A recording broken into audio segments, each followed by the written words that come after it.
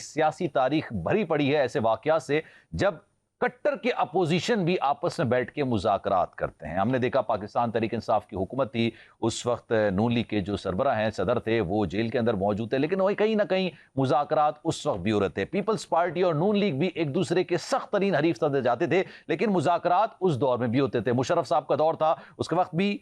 Charter of democracy sign کیا گیا مسلم league نون اور پاکستان پیپلز پارٹی کے درمیان. آج کل بھی مذاکرات کی بازگشت سنائی دے رہی ہے, لیکن مذاکرات کے ساتھ ساتھ جس طرح کا لب و لہجہ استعمال کیا جا رہا ہے, لگتا ایسا نہیں ہے کہ جناب بات مذاکرات کی طرف جائے گی. کیونکہ اگر مذاکرات ہو رہے ہوتے ہیں, کسی بھی چیز پر ٹیبل ٹاک ہو رہی ہوتی ہے, تو دونوں جانب سے جو الفاظوں کا چناؤ ہوتا ہے, جو لہجہ ہوتا ہے, وہ نرم ہوتا ہے, وہ احتیاط کا مظاہرہ کیا جاتا ہے. لیکن آج بھی میں دیکھ رہا تھا ٹی وی چینلز اس بات کو کوٹ کر رہے تھے کہ بانی پی ٹی آئی نے گفتگو کی ہے, اور اوبویسلی وہ جب بھی پیشی پر معاملہ ہوتا ہے یا دیگر معاملات ہوتے ہیں یا کسی سے ملاقات ہوتی ہے, ان کی گفتگو جو ہوتی ہے وہ پھر بعد میں